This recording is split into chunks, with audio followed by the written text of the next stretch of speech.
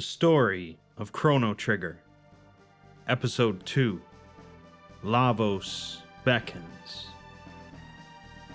As is usual for a classic role-playing game, the world is in danger from a great threat. Unlike normal, however, the threat is not in the present, but rather the future. An intrepid group of heroes, however, discover that they have access to time travel, and while visiting the far-flung future, they find it devastated. Accessing a supercomputer here, they find out that in the year 1999, nearly a millennia from their present, a creature known as Lavos emerged from underground and ravaged the world. The group meets up with some other brave individuals, and eventually they learn that Magus, a powerful sorcerer, apparently summoned Lavos in 600 AD. After going through great lengths and fighting countless fiends, they face off against Magus and defeat him. Unfortunately, rather than saving their future, they learn that Magus was merely awakening Lavos, meaning that the creature had already been here for who knows how long, and their future is still sealed unless they find a way to defeat Lavos itself. When we last left off then, Chrono, Marl, and Frog were being taken through a large time gate while Magus chastised them for their interference. Chrono wakes to a voice calling his name, which is revealed to be Marl, and he's back in his own house. Marl tells him he'll be late for work, and he needs to hold down a job as they can't keep asking her father for help. Unfortunately for Chrono, however, this is only a dream, and he actually wakes up in Isla's tent back in 65 million BC, along with Marl and Frog. Apparently, Isla found them unconscious up in the mountains and took them back here. She asks if the large frog is a present for her to eat, but Frog exclaims for her to perish the thought, and asks if she also found a pale-faced man wearing a cape. She did not, which presumably means that he woke up first and fled. Isla has bigger problems to face, however, as she has escalated the war against the Reptites, and in retaliation they burned down Laruba village and kidnapped Kino, her second in command. The elder of Laruba village is angry with Isla and has no wish to fight the Reptites, which leads Isla to calling him dead inside, as they must fight to live. She wants to borrow the dactyls, flying mounts that she plans on using to travel to the Reptite castle up in the mountains, known as the Tyranno Lair. The elder believes this to be a suicide trip, but acquiesces and lends Isla the dactyls. The group isn't about to just let Isla go off on her own, despite the dangers involved for their future, and they head up to the dactyl nest after her. Once again, Chrono decides to take Robo along, since he worked well with Isla before against the Reptites. The three fly off on the dactyls towards the imposing Reptite castle, not noticing a distant red light in the sky. Arriving at the Tyranno Lair, the group is immediately assailed by a host of creatures, both Reptites and other beasts that the Reptites have under their control. Before long, however, down in the prison area, they find Kino locked in a cell, seemingly intended to be a feast for the Reptites. Isla breaks Kino out, but when he insists on going with her to help beat the Reptites, she refuses, because if she dies, Kino needs to lead the tribe. Kino departs, and the three continue through the castle, eventually encountering what initially seems to be Nizbel once again, but is actually Nizbel's more powerful twin. The fight plays out in a similar fashion to the first, with the same strategy being applied, and before long, Nizbel II is also defeated. In the throne room of the castle, they find Azala, who says that this will be the final confrontation between humans and Reptites. Whoever wins will inherit the Earth. Azala heads out the back door, and the group follows, finding her perched on top of a massive dinosaur. Azala screeches at the red star in the sky to fall, asking it to stain the earth red.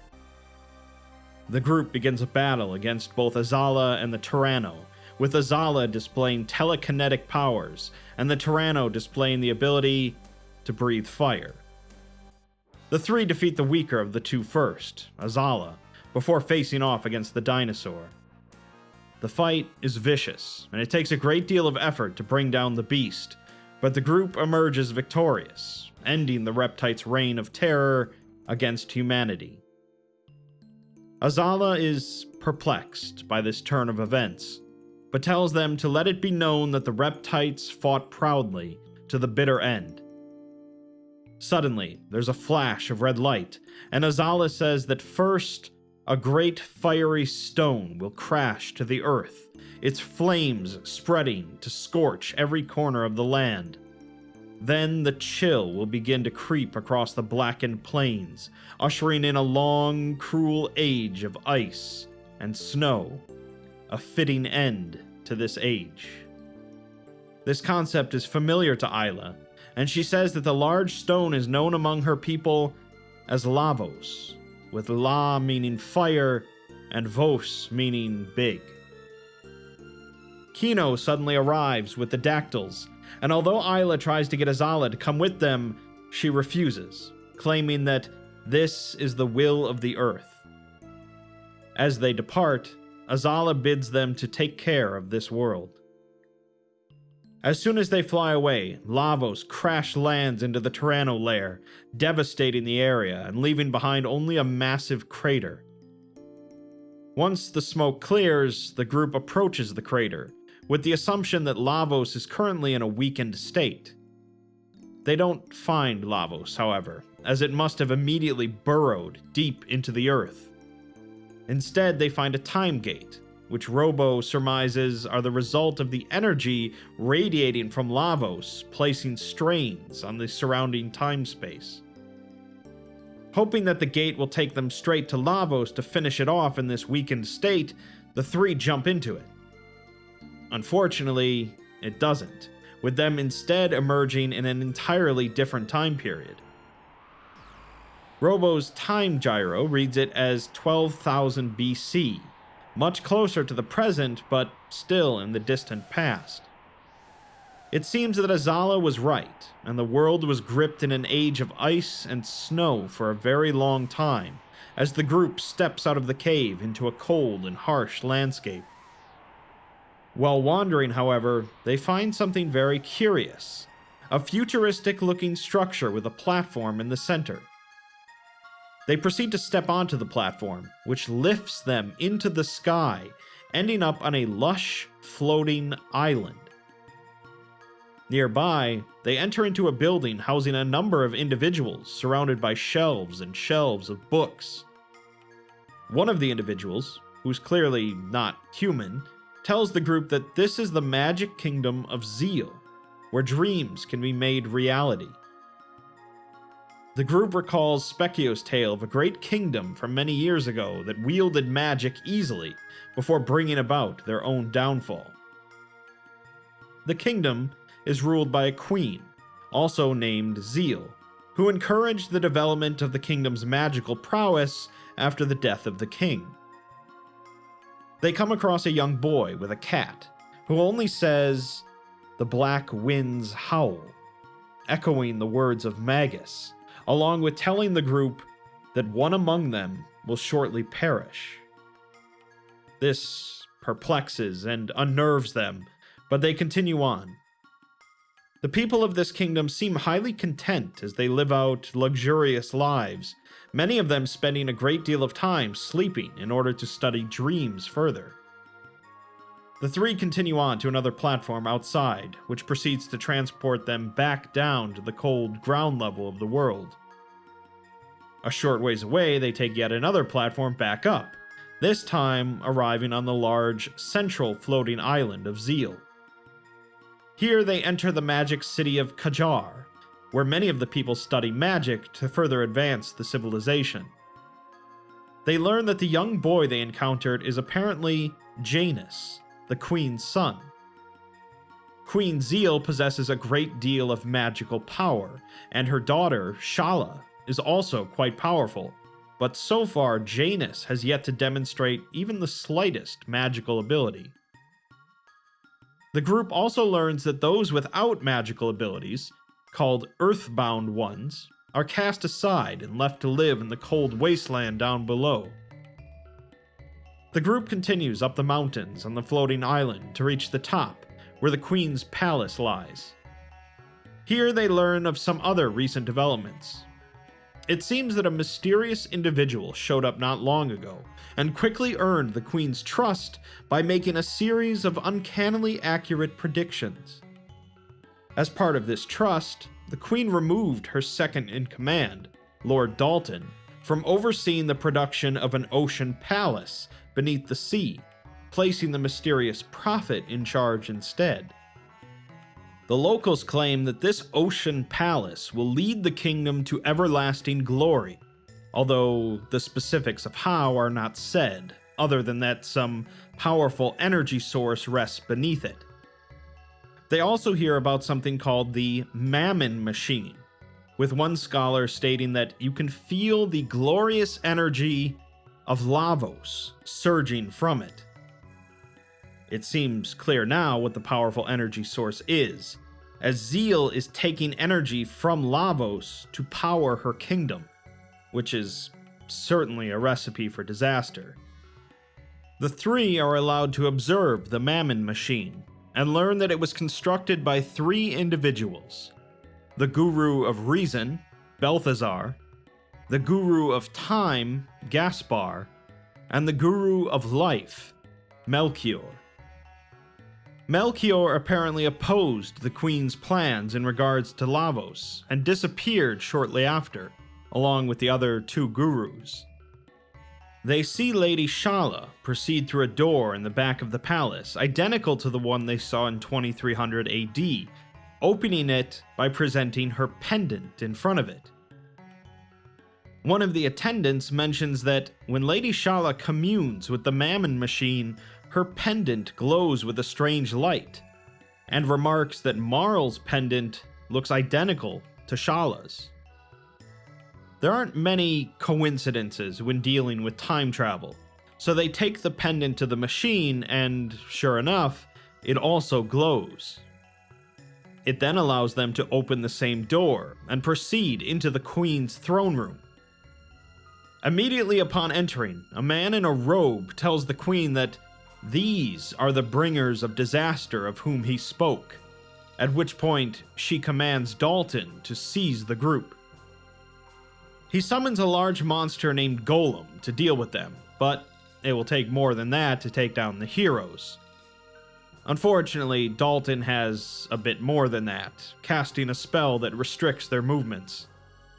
They're locked away in some sort of levitating prison cell, with the Queen promising to extensively torture them.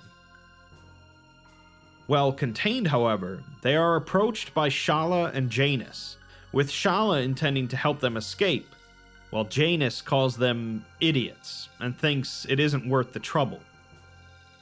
Shala isn't worried about getting caught, however, and hopes that the three might be able to rescue Melchior. She releases them from the prison and asks them to rescue Melchior, who was sent to the Mountain of Woe for opposing Zeal's plan.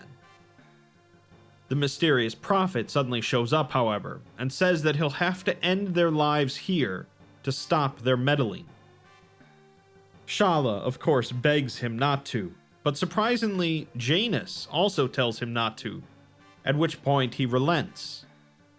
Instead, he has the three show him the gate that brought them here, and commands Shala to seal it shut after they go back through it. Shala's left with no choice, and the group goes along with it, going back through the gate as Shala seals it. They end up back in the prehistoric past, wondering why the prophet agreed to let them live. Marl, however, remarks that she remembers seeing doors like the one Shala's pendant opened in the future. They head back to the end of time and speak with the old man there, who says that they'll likely need some way to move through time more freely if they want to return to Zeal. He recalls someone working on a device that would help. The Wings of Time, he called it. But he fears that the man's mind left him in the course of his long years of research. Chrono and Luca enlist Robo to go with them back to the future, with their destination being an island to the south that they haven't explored yet. To get there, they travel through an underground sewer system, crawling with some nasties, but nothing they can't handle. Emerging onto the other island, they enter another dome, finding a sealed door. Opening it with their pendant, they find a hallway with a series of notes left behind by none other than Balthazar, the Guru of Reason. He states that he was cast into this era by a great disaster, and here he learned that Lavos fell to this planet ages ago, where he began feeding on the Earth's energy. Lavos' form was revealed briefly when he was summoned by Magus in the year 600, but it wouldn't appear fully until 1999.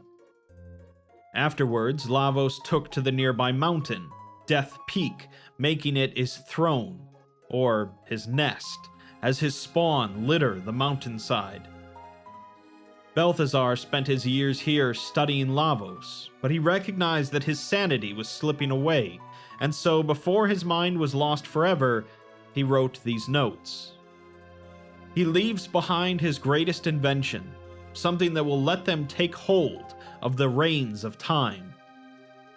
In the back room of the complex, they find his Wings of Time, a sleek-looking machine. The three climb into the machine, which they dub Epoch, and activate it, which causes it to generate an unprecedented amount of power. Epoch takes the crew to the end of time, where the old man is surprised to see it, and suggests they take it back to 12,000 BC. Chrono, Luca, and Frog do just that, landing back on the island where they first arrived. It seems that the elevator up to Zeal is also sealed off to them, so instead they head into a nearby cave system, where they find a village of Earthbound ones. They learn that many of the Earthbound ones were taken away to build the Ocean Palace, and none of them have ever been seen again. The village elder tells them that apparently Melchior, the Guru of Life, said that Janus has even more magical power in him than Shala, but he now hides and denies the power due to his mother's insanity. Connected to the caves is a massive chain leading upwards to a floating mountain, the Mountain of Woe. Recalling that Melchior is imprisoned there and is likely someone they want freed, the group makes their way up. The Mountain of Woe is a chilly, foggy place, of course filled with monsters, but the group eventually fights their way through to the peak. Here they find a large block of ice, presumably imprisoning Melchior, but unfortunately it's guarded by a massive creature that attacks them. The fight is difficult, to say the least, in no small part due to the creature being able to regenerate parts of its body that they destroy. They persevere, though, and slay the creature, freeing Melchior in the process. Of course, the Melchior here is the same Melchior they're already familiar with, although this one doesn't know them yet. They inform him of the current events going on in Zeal, and he surmises that Lavos is overtaking the Queen's soul due to how much energy she's siphoning off of it. Their conversation is cut short, however, as apparently killing the creature here broke the magic seal that was keeping the mountain afloat. They flee back to the Earthbound village as the mountain crashes into the ocean. Melchior tells them that they need to put a stop to the Mammon Machine before it wakes Lavos. Suddenly, Shala and Janus arrive, informing them that the Ocean Palace has been completed. Fortunately, Zeal needs Shala to activate the Mammon Machine, and she refuses to do so again. Unfortunately, however, Dalton arrives and forces Shala to come to the Ocean Palace with him. As the group draws their weapons to deal with him, he holds Shala hostage, stating that he doesn't fear the Queen and will kill Shala if necessary. Although that's likely not true, the group stands down and prepares to storm the Ocean Palace to put an end to things.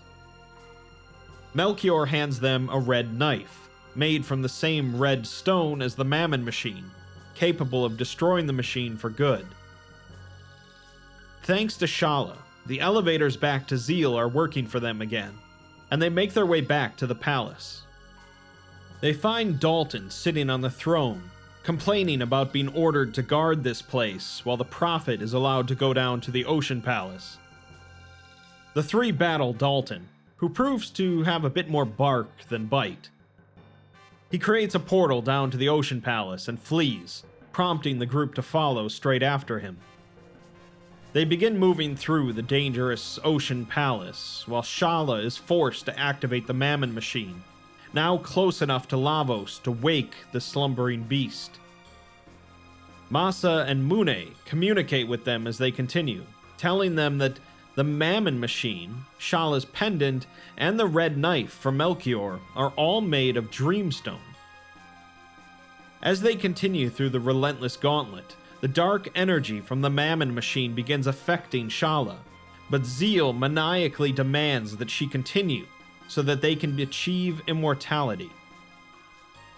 They eventually make it near the Mammon Machine room, only to be stopped again by Dalton, who summons twin golem sisters to battle the group. What could have been a nightmarish fight is made laughably simple for the group thanks to a simple piece of technology developed by Luca that puts the two to sleep, allowing the group to battle one of them at a time. Before Dalton can reveal his ace in the hole, however, he realizes that Lavos is awakening and decides to flee once again, stating that all of his hard work will be in vain if he dies before attaining immortality. The three proceed into the Mammon Machine room, finding it running out of control as Shala is no longer able to maintain it. Chrono rushes up and throws the red knife into the machine, with the machine's energy transforming the knife into a sword, the Masamune. The Masamune successfully disables the Mammon Machine, but sadly, it's too late, as Lavos has already awoken. The three suddenly find themselves staring down the apocalyptic monster, and they draw their weapons. Despite their bravery, it's no use, and Lavos rains down destruction upon them. The mysterious prophet then steps up, exclaiming how long he's waited for this, and casts off his robe, revealing himself to be Magus. Magus states that he swore long ago that he'd destroy Lavos, no matter the price, and he prepares to battle the creature alone. He's interrupted by Zeal, who says that he'll be nothing more than grazings for the great Lavos. She proceeds to climb onto Lavos' shell, as Lavos drains away Magus' magical energy. Magus shrugs off the effect and charges at Lavos, striking it directly, to no effect. He's cast aside, as Lavos begins to draw in the entire group to consume them. Despite being beaten down, Chrono manages to stand and grab his sword. He faces Lavos directly as the great monster fires a beam of energy towards him. What exactly happens next is not entirely clear, but Chrono proceeds to be utterly obliterated in the process, and somehow his sacrifice allows the others to flee while Lavos heads to the surface. Afterwards, Magus laments that he lacked the power to defeat Lavos, while Marl and Luca cry that Chrono is gone. Shala uses the last of her power to send Marl, Luca, and Magus back to the surface, where Lavos is busy devastating the kingdom of Zeal, sending the floating islands careening into the ocean.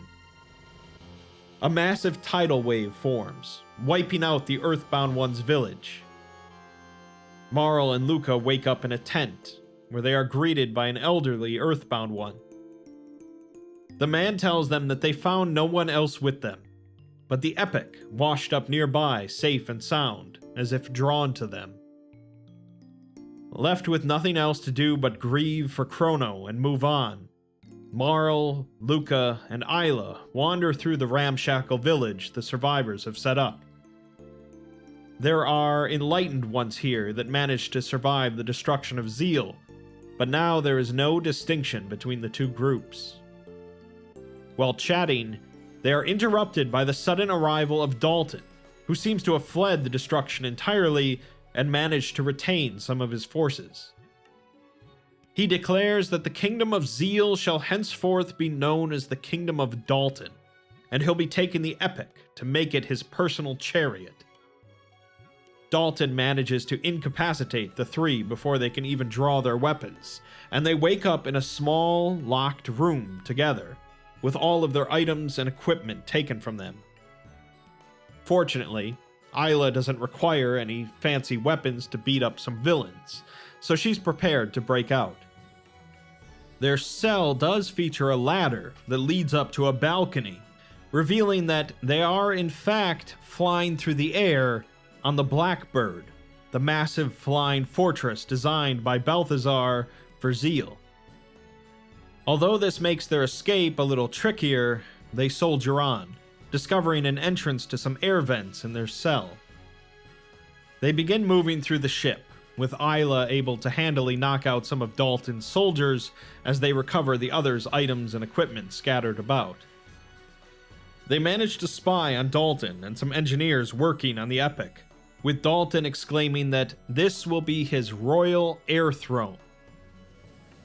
The three manage to make it out onto one of the ship's wings, where they are ambushed by yet another golem under Dalton's control, the Golem Overlord.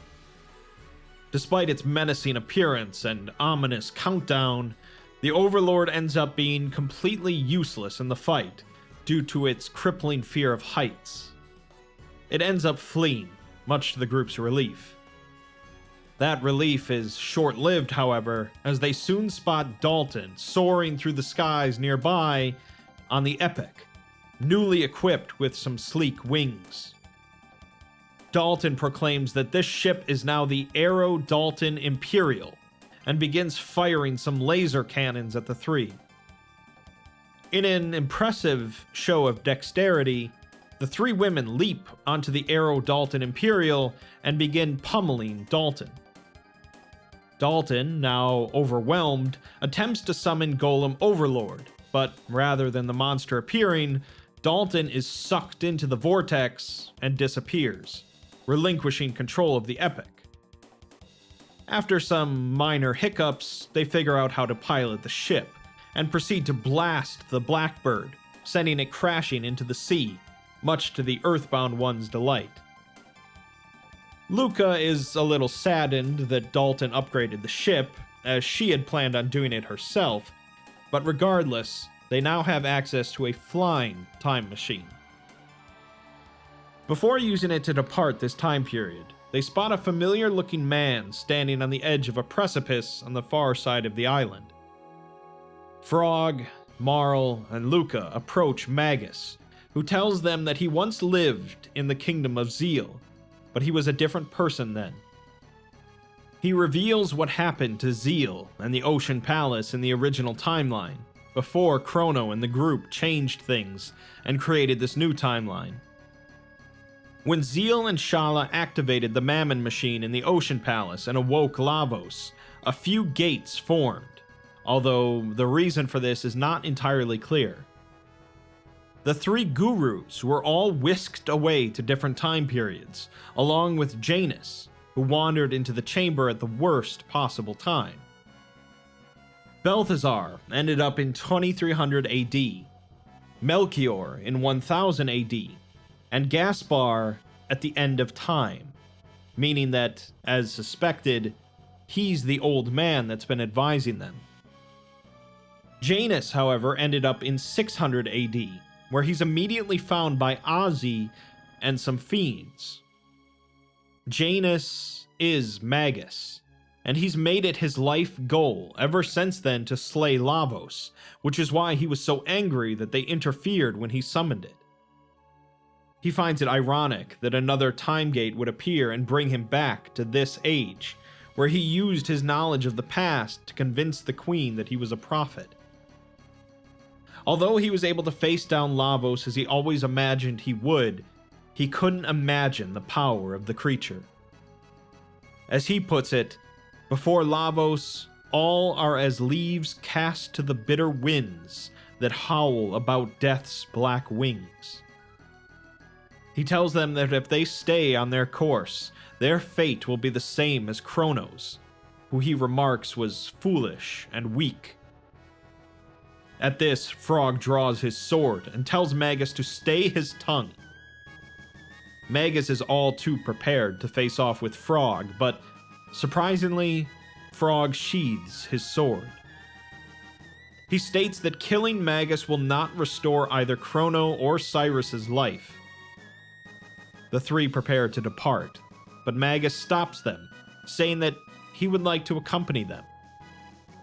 He doesn't exactly state his reasons for doing so, other than wishing to see Lavos defeated as much as they do, but he tells them that Gaspar, the Guru of Time, knows of a way to restore those streams of time that have been diverted from their proper courses. The enemy of their enemy is their friend, and Magus is clearly no slouch in battle, so they welcome him aboard, with a wary eye. As they climb onto the Epic, they see a massive structure rise out of the ocean. It's the Ocean Palace, but now it floats eerily in the sky as a foreboding black omen. Finding a way to bring back Chrono takes priority, however, and the group returns to the end of time, where the old man asks after Chrono. He's saddened by the news, but says that he only wishes that he could do more to help. Marl tells him that they're looking for the Guru of Time, as they heard that he knows of a way to bring Chrono back. He says that they are not the first to wish to break death's hold over someone they hold dear, nor will they be the last. He gives them an egg, specifically a time egg, what he calls the Chrono Trigger. He tells them that the one who crafted their Wings of Time can tell them how to hatch it, but it may not necessarily hatch the results they desire. The Chrono Trigger represents potential, but as long as they keep Chrono in their hearts and pursue what they seek, the results should follow, although he can't make any guarantees. Magus realizes at this point that this is Gaspar, the Guru of Time, to which Gaspar just laughs and says that that's what he was called long, long ago. Luca, Marl, and Robo head back to 2300 AD and go back into Balthazar's lab, where they speak with a construct containing Balthazar's consciousness. He tells them that Death Peak harbors a power capable of restoring the slain to life. It's not easily invoked, as the need must be great, and the person's existence must be of the utmost importance. To carry this out, they'll need a double, a doll identical to that person in every detail. He suggests seeking out the magician, Norstein Beckler, who would be capable of whipping up a double in the wink of an eye, and tends to hang out around festivals. Beckler must be a curious individual indeed if Balthazar knows of him, since he went from 12,000 BC to 2300 AD. The group only knows of one big festival going on, and that's the Millennial Fair in 1000 AD. They travel back there hoping for the best. While traveling, they see the floating Ocean Palace in both 2300 AD and 1000 AD, meaning that it's simply been floating there for thousands and thousands of years, ominously waiting for them to take it on. First things first, however, and sure enough, they do end up finding Beckler at the fair, who set up his own large tent. Beckler is indeed quite curious, appearing only as a floating clown mask and hands, but says that he is willing to give them a doll of Chrono, who he is somehow familiar with, as long as they participate in a game. The game ends up being a sort of mirroring game, where Luca has to match the movements of a doppelganger of Chrono. It seems like a rather morbid activity, but Luca succeeds, and Beckler says that he'll send the doll over to Chrono's house. While there, the group bumps into Chrono's mother, who asks after him. Luca lies and says that he's fine, and his mother simply says that she hopes that he's behaving himself. With the doll in hand, they return to Balthazar, who tells them that he has implanted one last memory in this construct's memory banks, one that will assist them as they traverse Death's Peak. With everything prepared, the three begin ascending the nearby Death Peak, an icy mountain of wind and despair. Balthazar's last program does prove useful, as without it, the three wouldn't be able to even make the initial ascent. Continuing up the mountain, they eventually come across a spiky monster, one that resembles Lavos and must clearly be one of its spawn. It turns out to be quite durable and deadly, but thankfully only contains a fraction of Lavos' power. Aside from that, Death Peak certainly lives up to its name, as the group battles various monsters, harsh winds, and more of Lavos' spawn, before finally reaching the peak. Marl takes the Chrono Trigger and begins to pray, asking for strength from those who fear the night and stand against the darkness. Shala's pendant then begins to glow, and the Chrono Trigger rises up into the air before shattering. With no Chrono in sight, Marl begins to cry out in anguish at their failure. Suddenly, a solar eclipse occurs, and the three find themselves standing back in front of Lavos, in a moment frozen in time.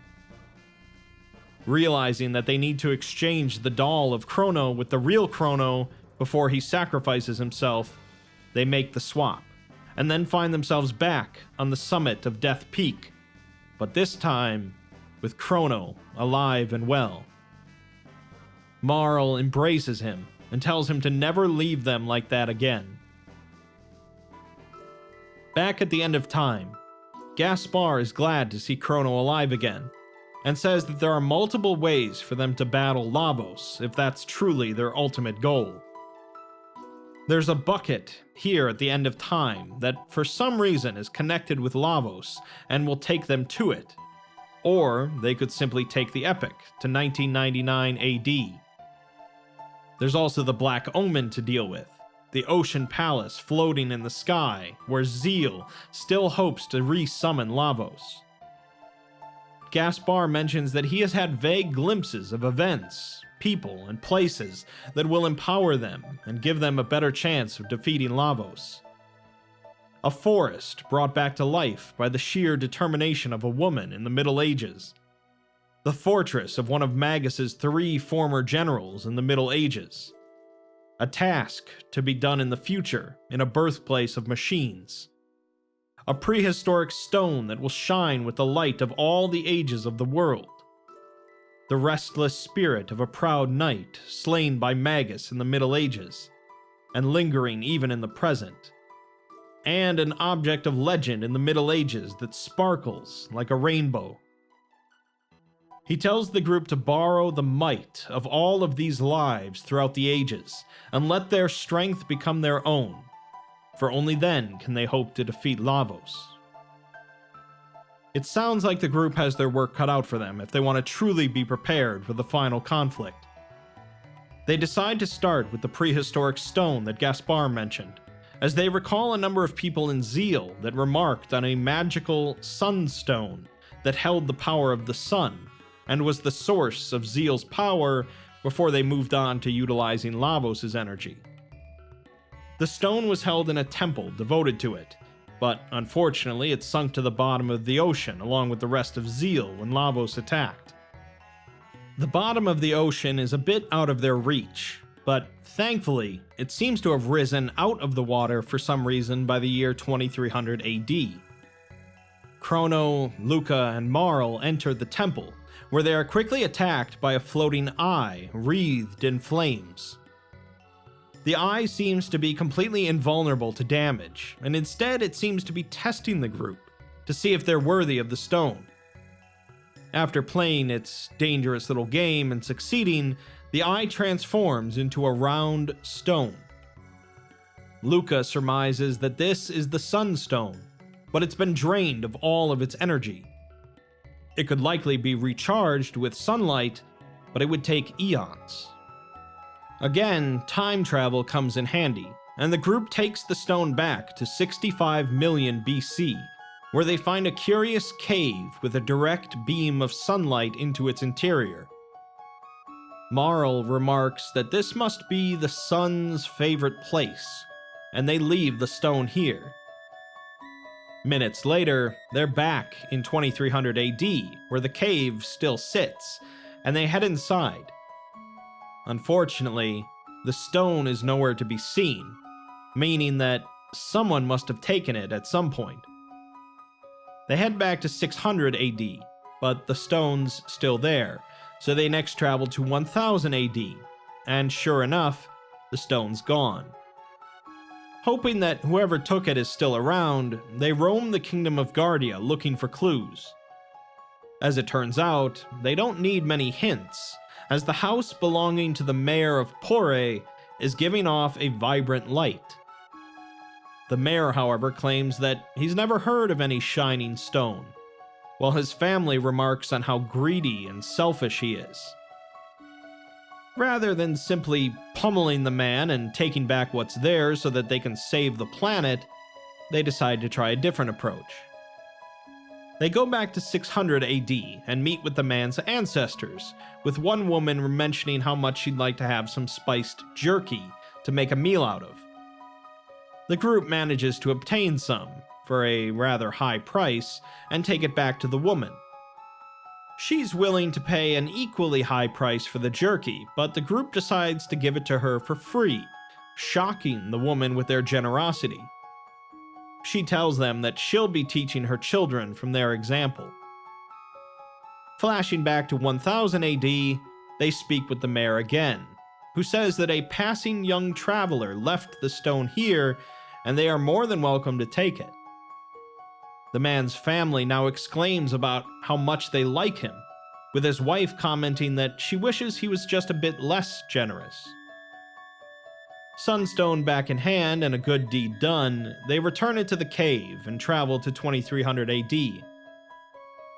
The stone now shines brilliantly, and Luca says that with energy like this, she should be able to make a really powerful weapon. Back at the lab in her home, she converts the energy of the Sunstone into a more manageable form and vacuum packs it into a cartridge. With that done, she declares her new weapon to be the Wonder Shot, remarking that sometimes she amazes herself. Her father used some of the stone's energy to make a pair of sunglasses, which are both stylish and powerful. With shades in hand, it's time to move on, and the group next decides to tackle the reckless spirit of a knight slain by Magus. Chrono and Frog decide to check it out, and they're joined by Magus, who is seemingly in the process of reforming himself. The three head to the Middle Ages, where they end up checking out a large area of ruins north of the village of Choras, on the southeastern continent. The ruins prove to be inhabited by a multitude of hostile spirits, and navigation becomes an issue due to numerous crumbling pits scattered about the structure. The group heads back to Choras and speaks with a carpenter to see about getting the ruins patched up to allow them to progress, but the carpenter complains that he can't work because someone took his tools. Rather than bother to try and track down his tools, the group simply hops into their time machine and heads to 1000 AD, where they speak with another carpenter and end up borrowing his tools. Back in the Middle Ages, the carpenter and his team take the borrowed tools and begin patching up the ruins. The three have to continually go ahead of the group to clear out the spirits before they can continue their work, but eventually it's fixed up enough for the group to make it to the ruins' back end. Here they find a single tombstone, and it turns out to belong to Cyrus, Frog's friend that was killed while facing down Magus. Frog stands in front of the grave and says that he has returned, and he will fulfill that oath he swore so long ago, and his final promise to him as well. He holds up the Masamune, and suddenly Cyrus's spirit appears, thanking Frog for making the journey here. He tells Frog that he was never as fine a warrior as Frog is now, and as he died, his heart burned with the thoughts of all he had left unfinished, and all he left behind. Now that he sees how Frog's skills have progressed, however, he can now rest peacefully, knowing that all will be made right by his hands. He begins to fade away, and with his parting words, he tells Frog to look after Queen Lean, and bids him farewell. Afterwards, the Masamune separates into Masa and Mune, and they say that all of Frog's emotional baggage was weighing him down, since the hero's strength is strength of will. Now that he's stopped dwelling on the past, the Masamune can now access his true strength. Before departing, Frog tells Cyrus that he goes now to follow in his footsteps and see done all that he had wished. Magus remains silent throughout the event, which is perhaps for the best considering the past. Speaking of Magus's past, since they're already in the Middle Ages, the group decides to head next to a new fortress that has been set up since Magus's disappearance. The fort belongs to one of his former generals, Ozzy, who now commands the legions of fiends that war with the humans. Arriving at the fort, Ozzy is shocked to see his former leader, but then lashes out at him in anger, claiming that he deserted his fellow fiends to lick the boots of filthy humans. Ozzy seems more hurt than angry though, confused as to why Magus would become a traitor to the fiends, which seems to imply that Magus never told him much about his youth. The group pursues Ozzy further into the fort, where Flea appears as well. Flea says that a human-loving traitor like Magus deserves to be punished, and a short battle ensues. It's clear that Flea is holding back though, as he runs farther into the fort. The group then bumps into Slash, who is also willing to attack his former lord. Similarly though, the battle ends quickly, and the group continues on. The real battle, however, occurs when Ozzy, Flea, and Slash surround the three and attack all together. This is certainly the most capable these three generals have ever been in a fight, but it's still not quite enough to beat Chrono, Frog, and Magus. Slash and Flea are defeated, but Ozzy still manages to escape the battle alive, and runs away yet again. Cornered, he pleads to Magus that they fought side by side before, and Magus had said that he wanted to create a world for fiends. Magus coldly replies that he sought power, nothing more. He asks if the howling of those bitter winds has escaped Ozzy's ears, and says that the end draws nigh. Ozzy falls back on his old technique of forming a protective barrier around himself, near some large switches on the wall. When the group hits one of the switches, a pit opens up beneath them instead, with Ozzy gloating that he got them. Sadly for him though, the fall is brief, and the group heads right back up to him again. While exclaiming that they'll never defeat him, however, a cat wanders in and hits another switch, opening a pit beneath Ozzy. Presumably this sends him somewhere far worse, as the group considers the matter closed. Magus says that the past is gone, and that it was but a fleeting dream. With the war between fiends and humans well and truly over, the group returns to 1000 AD and heads over to the village of Medina, which is inhabited by fiends.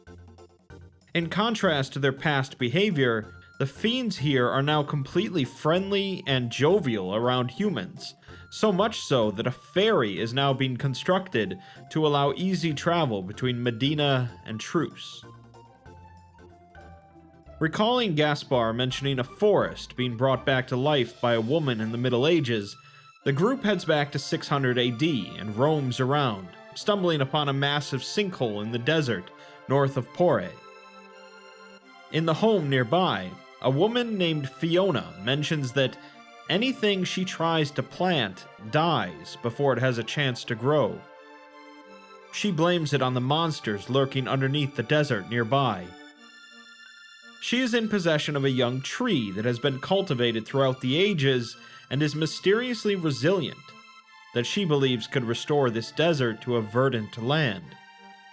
That tree, in fact, hails all the way back to the time of Zeal, when a woman approached the group and asked them about a sapling that she was given by Melchior. The sapling apparently has the power to restore the earth, and although the queen ordered her to burn it, the group convinced her to grow it in secret, where it eventually was passed down to her descendant, Fiona. Chrono, Marl, and Robo decide to trek down into the sinkhole to clear the area of monsters. The monsters down there prove to be a hardy bunch, but eventually they stumble upon the real cause of the problem, a massive skeletal creature similar to Zombor, whom they fought back on the bridge. Thankfully, their past experience comes in handy, and they employ similar techniques to deal with this one. With the problem solved, they return to Fiona, who is glad to begin planting trees once again. She fears, however, that it will take ages to plant enough trees to reforest the land, and she wishes that there was someone who could work on the forest for centuries in order to turn the area green again. Robo immediately volunteers for the task, as he could remain here and work far longer than a human could, and the group can simply come pick him up in the future. The group agrees, and Robo begins working straight away, while the others hop back onto the Epic and jump forward to 1000 AD. When they arrive, they find the area transformed, with much of the island covered in forests. It seems that Robo was able to bring Fiona's dream to life after all. Where her home used to be, there is now a grand shrine, inside of which they find Robo resting on a pedestal covered in rust. They reactivate him, and he is glad to see them, mentioning that for them only a few moments may have passed, but for him it's been 400 years. His efforts were worthwhile, however, with the forest restored. To celebrate the reunion, the group decides to camp out in the forest together. While Luca works on cleaning and repairing him, Robo says that he's realized something over the last few hundred years. He believes that they are incorrect in their assumption that Lavos was responsible for creating the time gates. He has come to believe that another entity wished for them to witness certain events, or perhaps it wished to see these events for itself, almost as if it were reflecting on the days of its past. Frog says that before a man dies, he is made to bear witness a second time to those memories engraved most deeply upon his heart.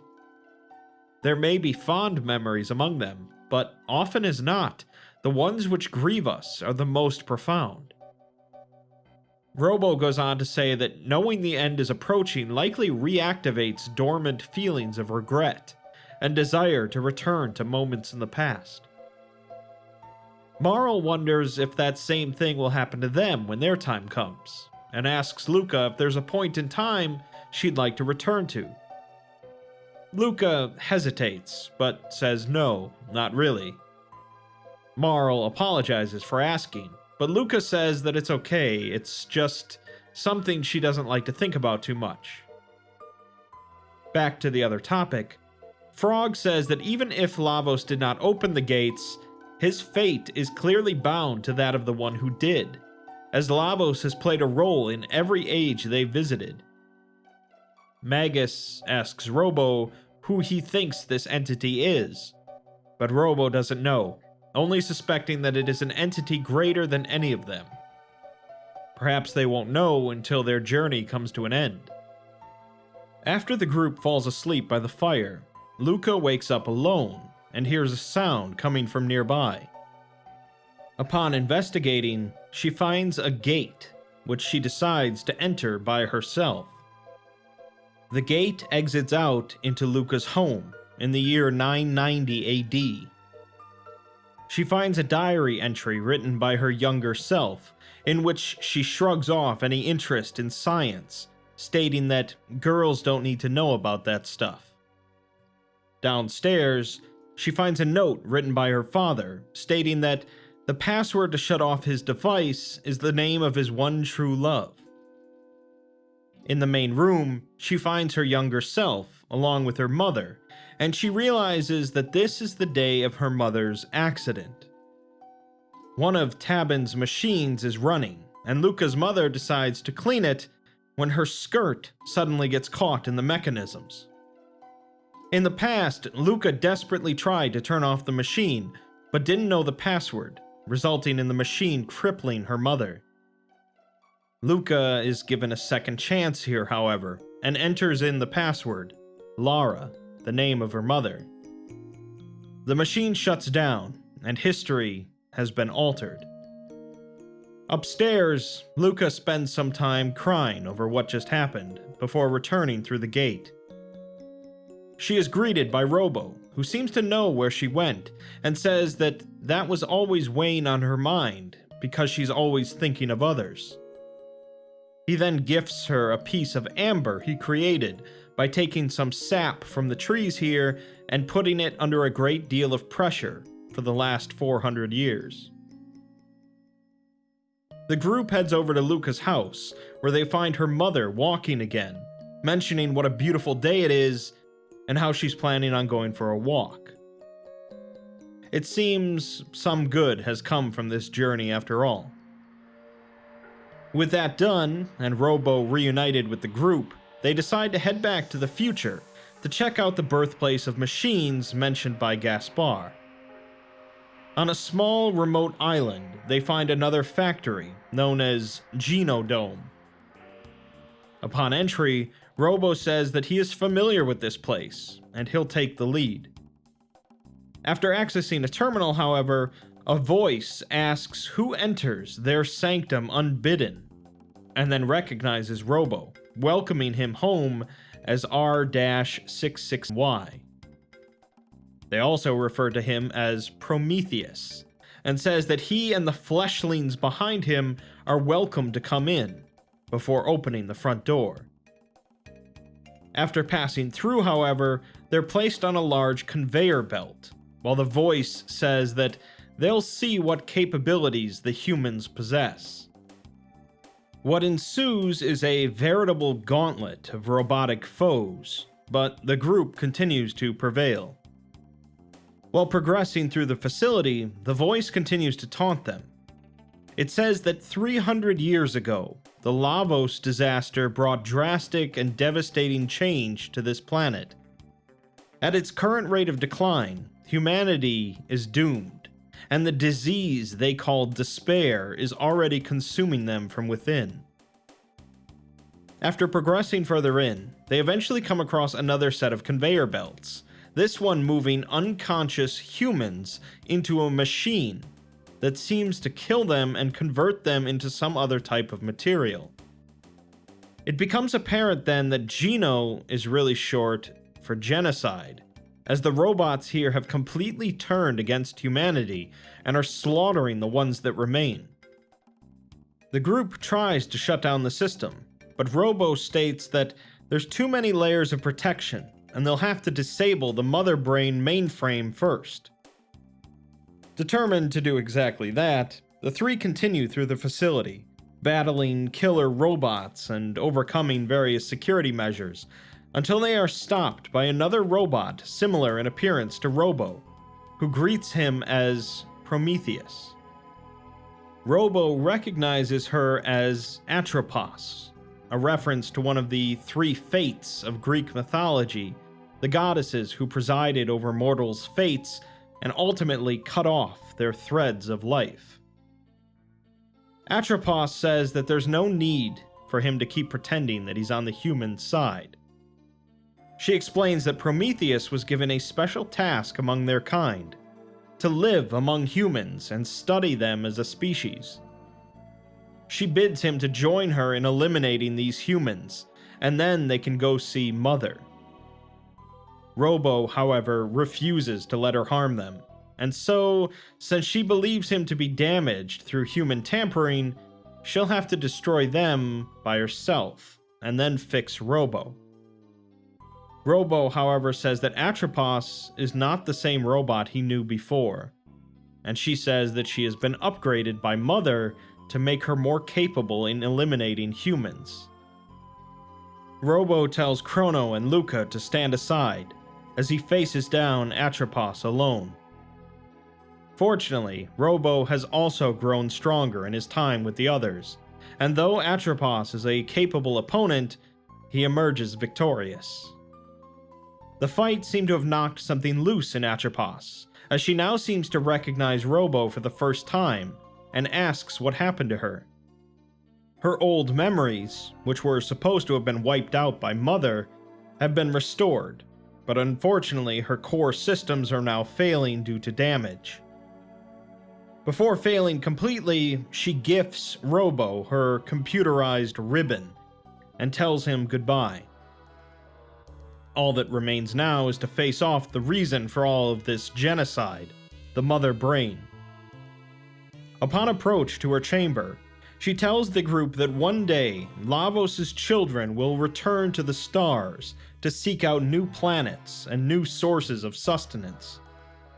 When that day comes, this planet will have its chance to heal, so long as there are no humans to interfere. The robots will establish a new world order, a unified nation of steel and pure logic, a utopia free of sadness and suffering. Evolution has chosen them to be the seeds of the next generation.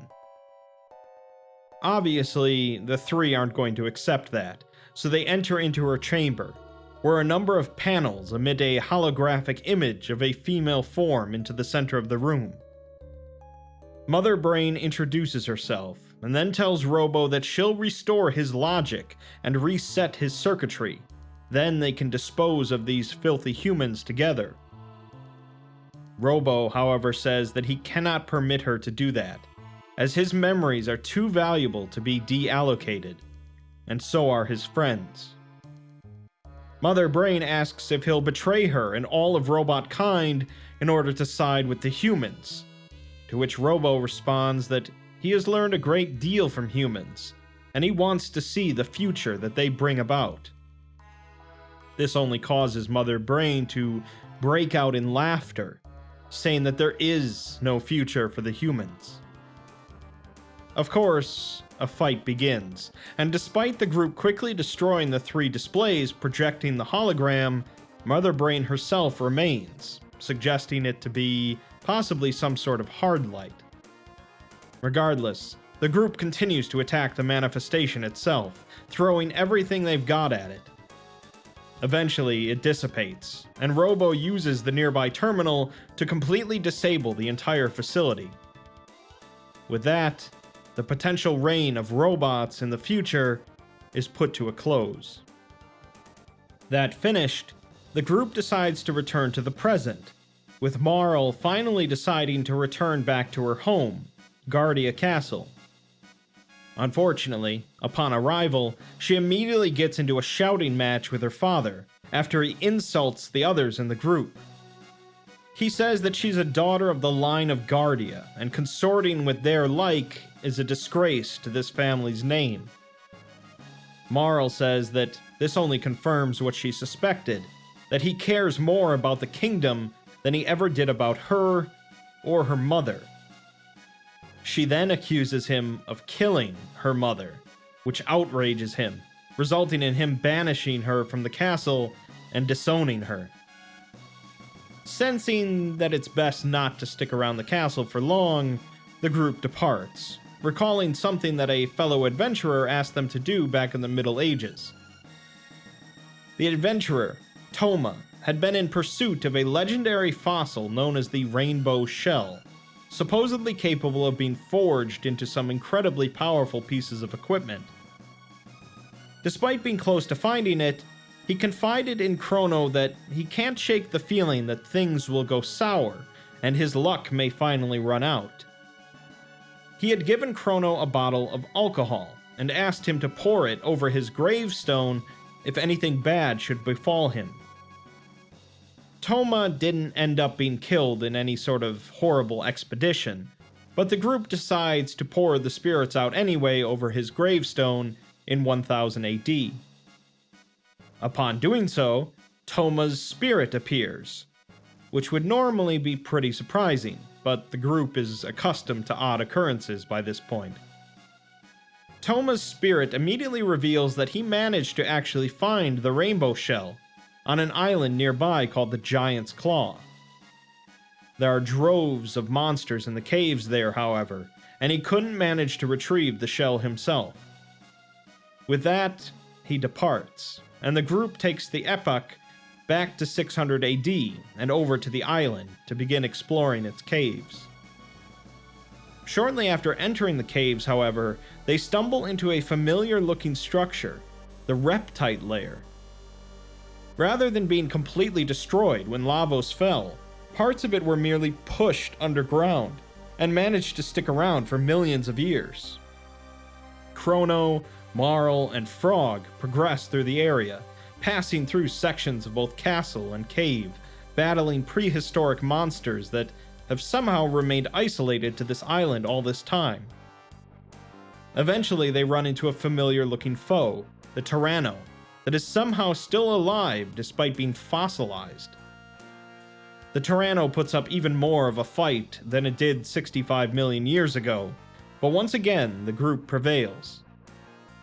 Behind the Tyranno, they find the fabled Rainbow Shell, shimmering in the light. It proves to be far too heavy for the three of them to lift, so they decide to enlist the help of Guardia, whom the group still has good relations with in this time period. King Guardia agrees to help bring the Rainbow Shell to his castle and safeguard it, as they'll need Melchior's help in the present time to forge it into equipment for them.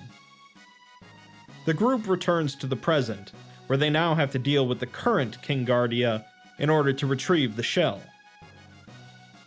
Surprisingly though, upon entry to the castle, they're informed that the interior of the castle has been sealed off by order of the Chancellor until the trial is over. Further questioning reveals that the trial is centered on King Guardia himself, accused of selling off a royal heirloom, none other than the Rainbow Shell. The group barges into the courtroom, where the Chancellor is currently questioning the king. He's holding an ancestral will, written by the past King Guardia, in which he states that the Rainbow Shell is to be shown off at the Millennial Fair in the year 1000. The current king has no idea what the Chancellor is talking about, however, stating that there are no ancient royal heirlooms here. The Chancellor, in turn, claims that the king denies the shell's existence because he no longer owns it, instead selling it off for no reason other than his own greed. Upon Marl's entry, the king tells her that the Chancellor is trying to frame him, to which the Chancellor says that all he needs to clear his name is for them to bring in proof that the shell remains in the castle. It's fairly clear to them that the Chancellor is up to no good, but they're kicked out of the courtroom. Fortunately, the shell should be somewhere in the castle, provided that the Chancellor hasn't done anything with it. The three progress to the castle's basement, where they overhear some fiends mention that their boss is finally going to settle his 13-generation-old family grudge by framing the king with fake evidence. They beat down the fiends in a haste and hurry along, while upstairs in the courtroom, the Chancellor brings in a false witness to proclaim that he bought the shell from the king, who looked desperate for money. Finally, in the back of the basement, they find the rainbow shell, attached to which is a note written by Queen Lean. The note is written to Marl, in which Lean tells her that even though things aren't easy with her father right now, she'll always be his daughter. Nothing can break the bonds of blood, neither distance nor words of anger. Someday she'll leave the nest and have children of her own, and then she'll understand the truth of what she says. Blood is the sap that flows through the limbs of a family tree, and come what may in future days, they'll be forever joined by that. With time of the essence, they break off a shard of the rainbow shell and hurry back upstairs, where the jury is currently proclaiming the king guilty. The guards at the front of the court will not budge to let them enter, so Marl leads the group around to a separate entrance. The separate entrance turns out to be behind the massive stained glass window, and just as the guards are about to haul off the king, Marl bursts out of the window into the courtroom. She declares the entire situation to be a setup, and shows off the shard from the shell. Sensing that the game is up, the Chancellor states that if he can't avenge his ancestors the easy way, he'll do so the hard way, and transforms into a creature similar to Yakra, the one that kidnapped Queen Lean. The three battle the transformed Chancellor in the middle of the courtroom, and they prove to be more than a match for him, striking him down just like his ancestor. In the aftermath, Marl speaks with her father, who says that he was wrong to be so stubborn. He says that there was a time when he truly thought she was lost to him, but now he realizes that it was him who abandoned her. She says that from now on, she'll come to him to ask for advice, and talk about things like Chrono and her mother. The king says that it's taken him until now to understand what her mother meant with her final words, in which she said that someday when Marl is older, she'll bring someone she loves to meet him, and he should welcome the two of them with open arms. She said that that would make it a day he would remember forever. Marl was only a small child when her mother died, so she doesn't remember it, but she apologizes to her father for everything. With that done, Melchior is brought in to discuss the rainbow shell, and the real Chancellor is found locked up in a chest within the castle. Melchior uses the shell to make a single dress, incredibly powerful and resistant to all forms of magic. He also uses the shell combined with the power from the Sunstone to make them some powerful spectacles, and an incredibly unique and exceptional sword for Chrono. With that all done, the group has everything they need to finally tackle the Black Omen that has been hanging in the sky for thousands of years, and put a stop to Queen Zeal once and for all. Chrono, Frog, and Magus fly the Epic back to 12,000 BC, where this all started, and land on the edge of the Black Omen. Upon entry, they are greeted by Zeal, who asks them if they have not learned their lesson yet. She has been made immortal, and she shall live forever with Lavos, who feasts upon this planet from within. In a mere 14,000 years, he will emerge to rain destruction upon the earth and crown himself its king. The Black Omen is the path which leads to Lavos. It is the conduit through which her limitless power flows, and as long as the almighty Lavos reigns, their dreams are all for naught. With that, she departs, leaving behind an abomination to battle the group. After defeating it, the three begin trekking through the massive structure, which turns out to be filled with the most dangerous creatures they've had to face so far, empowered by Lavos' energy. Between Chrono and Frog's sword abilities and Magus' mastery of magic, however, they manage to progress. After what seems like a never-ending tide of monsters across multiple floors of the gigantic floating complex, they finally come across Zeal again. She's standing in a chamber where other versions of the group stand floating in pillars of light. Upon approaching her, she says that it is their futures that slumber in this hall, destiny in its essential form.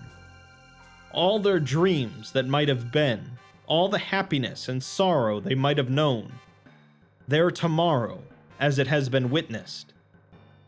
She explains that the Black Omen transcends time and space, drifting through the all and nothing, waiting for Lavos to awaken.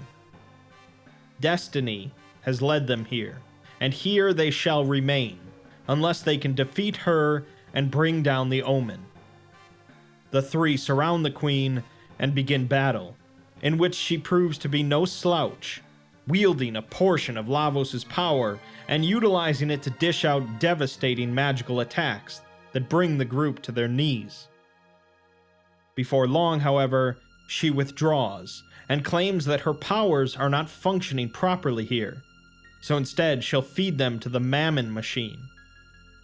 The three are then forced into a battle against the machine itself, which manages to absorb their attacks, both physical and magical, in order to strengthen itself. Fortunately, Frog's Masamune is capable of siphoning some of this energy off, and eventually they defeat the machine. Afterwards, the three find themselves at the top of the Black Omen, facing Zeal once again. She states that she is the queen that shall rule for all eternity at Lavos' side, but Magus tells her that no thing, no life, can last forever. He says that she is deceived, and hers is a pitiable plight deserving of mercy, so he'll put an end to all of this. The Queen, of course, does not recognize her son, instead only remembering him as the Prophet, and she transforms into a massive head and disembodied hands. The heroes draw their weapons and begin battle with Queen Zeal for the final time. Due to her unique relationship with Lavos and the massive amounts of power that she's drawn from him, she's capable of unleashing truly devastating magical attacks, effortlessly bringing the three to near death. It's a struggle for survival, but the three stand fast, eventually bringing down the head, causing Zeal to revert to her normal form. In her fury at being beaten, she calls out to Lavos, asking him to lend her more of his power. In doing so, she actually awakens Lavos fully, and Chrono, Frog, and Magus have no choice but to face off against the alien monstrosity once again. Curiously, Frog's words about Lavos being inextricably connected to all of the time periods they visited rings true, as Lavos begins mimicking the attack patterns of some of the group's greater foes. It mimics the Dragon Tank, the Guardian Robot from 2300 AD, Hecarim, Zombor, Masamune, Nizbel, Magus, Azala and the Tyranno, and the monster on top of the Mountain of Woe. It's a gauntlet, to be sure, but the three are aided by their past experiences and the knowledge gained from fighting these foes before. After battling through all of these mimicked forms, they manage to destroy what seems to be Lavos' head, leaving behind only a gaping hole in its shell. Magus declares that the end is yet far, and he yells that he will sever the wick of Lavos' life's candle before charging into the shell. Inside, the group lands in a cavernous passageway, with the sound of a dreadful heart beating in front of them. There is fortunately a gate here as well, and so the three decide to take it back to the end of time to give them a chance to regroup. Only 3 of them can go to face off with Lavos, and so Chrono decides to take along the 2 individuals that he started his journey through time with, Marl and Luca. Together, As fully prepared as they can be, they activate the ominous bucket in the corner of the End of Time and are taken straight to 1999 during the day of Lavos. Fortunately, the damage that they had already done to Lavos hasn't changed, and they're able to enter back into his shell. They progress down the passageway towards the sounds coming from deep within Lavos, eventually reaching what appears to be Lavos' actual body, the thing protected by the outer shell. The creature says nothing to them, as it either can't speak or has nothing to say, and so the three draw their weapons. No more mimicking other lesser foes. Instead, Lavos reveals his true might, releasing devastating blasts of energy while also sustaining himself. The group is forced to first deal with the creature's two arms, which support the rest of the body, before working on hacking apart the rest of Lavos. It's still far from defenseless without its arms, blasting the group with everything from laser beams to great blazing infernos. The three heroes persevere, however, and soon Lavos' body disappears in a flash of light, leaving behind a smaller, humanoid-looking alien.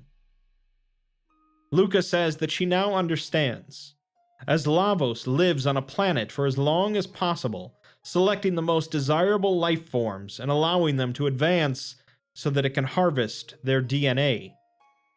It then gives birth to its spawn, which contain that DNA, and eventually they'll migrate to other planets and repeat the cycle.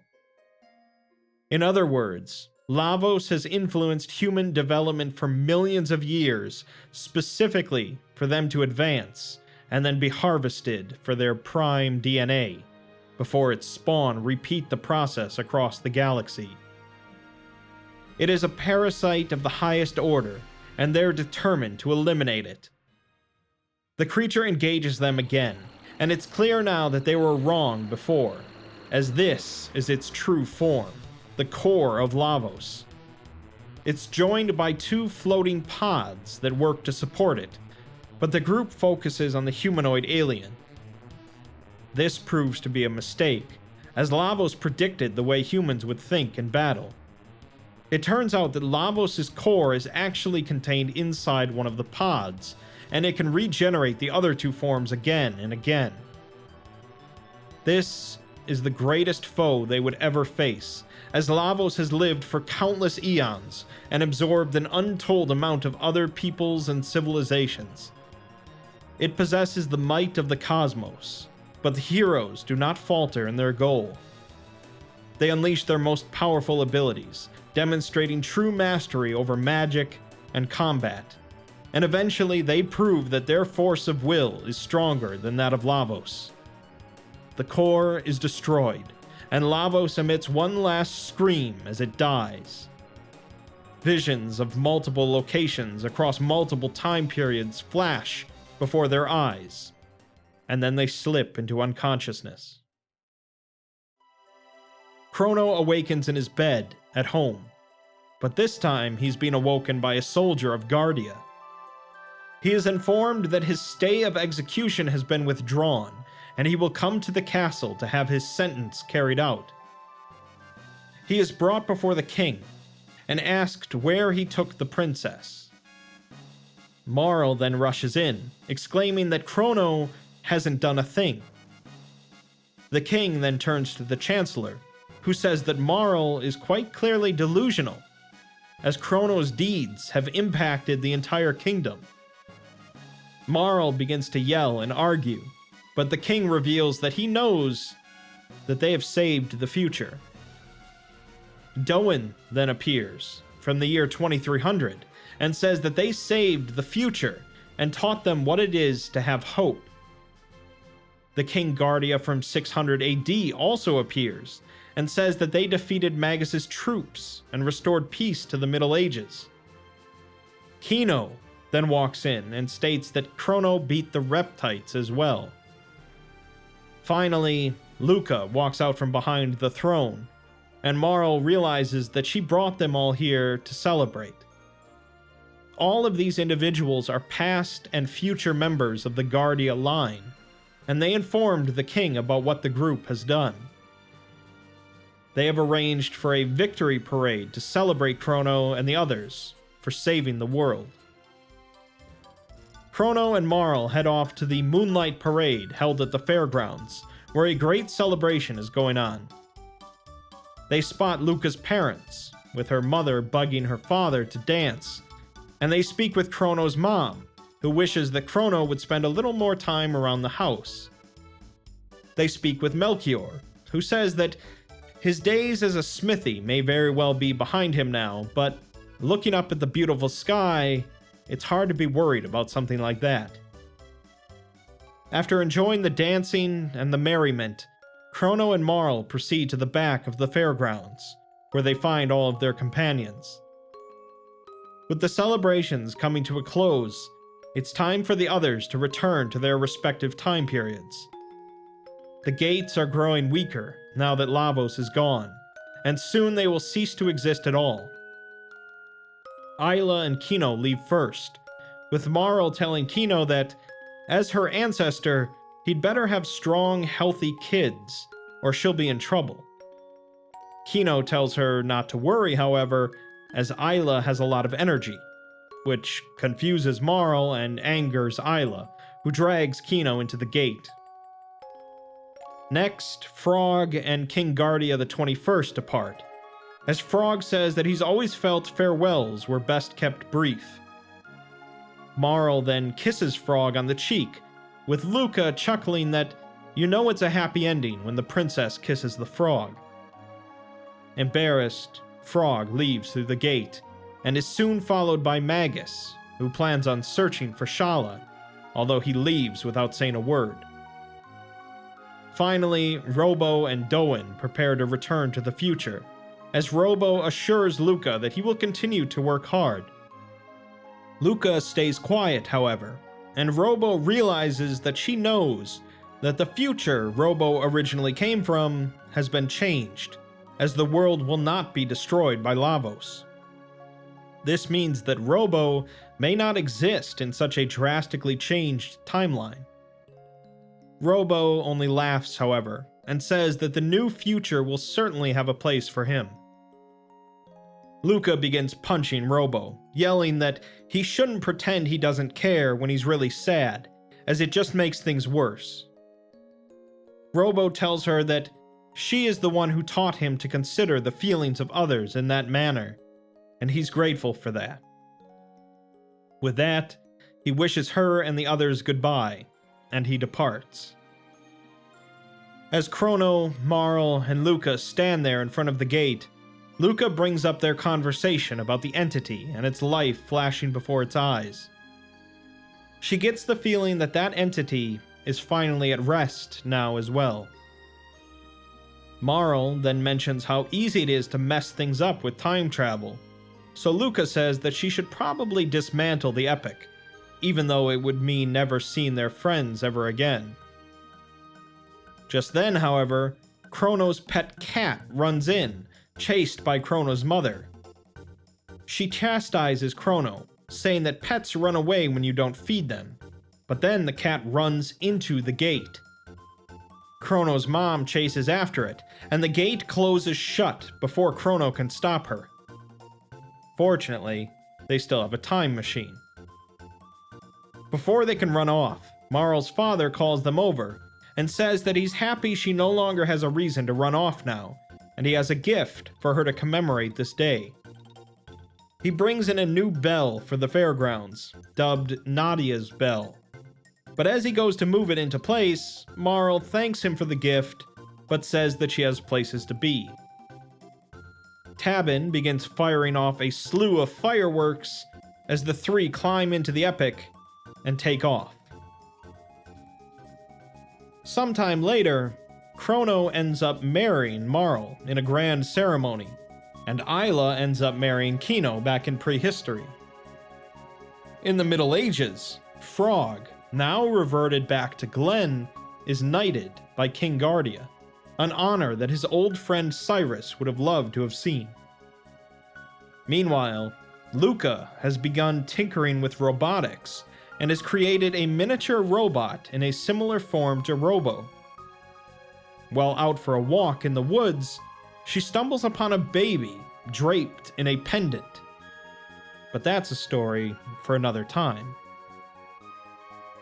With that, the story of Chrono Trigger comes to a close. It's a story of good triumphing over an evil force. But unlike many RPGs of the time, whose villains are maniacal individuals that want to rule the world, Lavos is nothing more than a parasite, a cosmic horror that is utterly alien and is only interested in draining the planet before moving on. It's also a story of time travel, and while the scope of the time travel is limited to only 5 different time periods and the end of time, it still manages to feel epic. The game also features a relatively small roster of only 6 or 7 playable characters, but all of them are exceptionally memorable, and a bloated cast would not have aided the story. It's no surprise that Chrono Trigger is often hailed as one of the greatest games ever made, but what is perhaps surprising is the lack of a direct sequel. Instead, we were given Chrono Cross, an exceptional game in its own right, but one that features none of the characters from Trigger as playable characters. Regardless, Chrono Trigger stands alone as an incredible piece of 16-bit storytelling, one that clearly stands the test of time.